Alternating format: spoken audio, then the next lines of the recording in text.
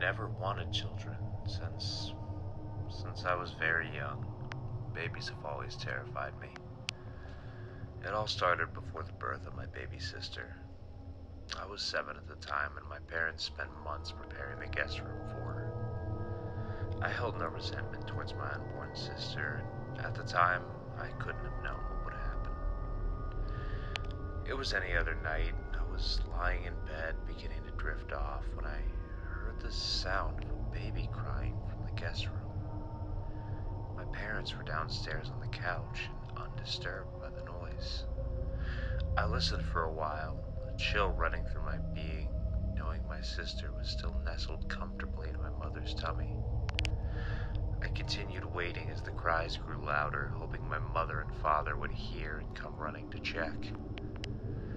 I sat in the darkness of my room as a dim light flickered from the stairs, as the faint sound of screaming from the television was drowned out by a cry growing more unbearable as its whine became broken and strained as it attempted to scream.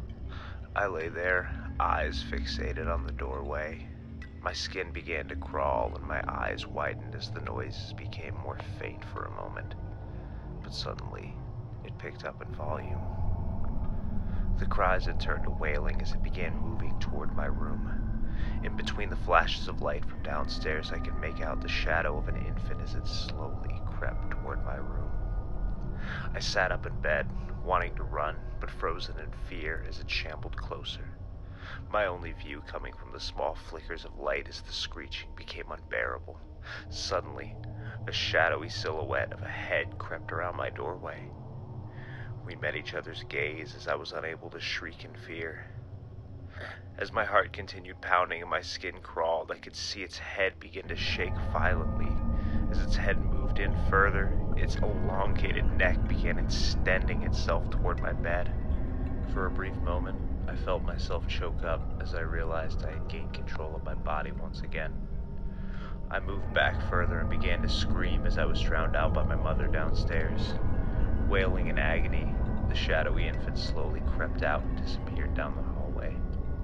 Quickly, I bolted downstairs to find my dad helping my mother into the car. He told me with a pale and terror-stricken face to get in, and without hesitation, I hopped in the back. We spent the rest of the night in that hospital. I was glad to be away from that house, although we were all distressed to find out how close my mother was to losing my little sister.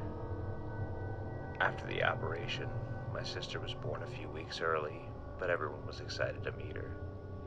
I decided to tell my parents about the evening at that house.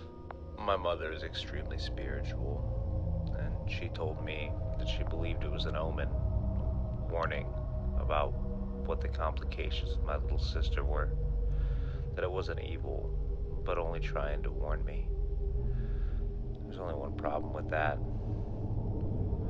A week passes, and it's much later in the evening. My parents have gone to bed. My sister is asleep in her new room, and I've just woken up to the sound of her crying. I recognize it, so it's not scary. I wait a moment to see if my parents wake up. They should, considering they have a monitor linked between their rooms. I decided to investigate because the sooner she goes back to sleep, the sooner I can. I approach her room. An eerie glow from her nightlight bathes the room in a pinkish red.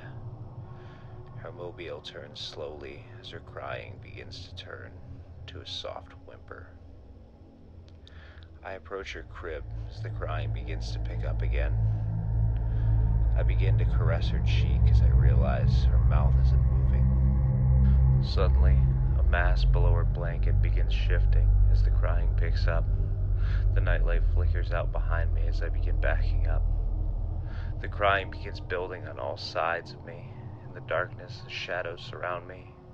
Tiny heads with elongated necks and bloated bodies.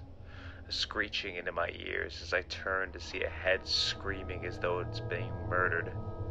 I curl myself into a ball and cover my ears until the noise makes me black out. I wake up the next morning to my mother shaking me awake. I passed out on my sister's floor. Since then, I continue to hear crying. It doesn't happen all the time, but I know to avoid it at all costs if I can help it. Whatever it's trying to tell me, I don't want to know.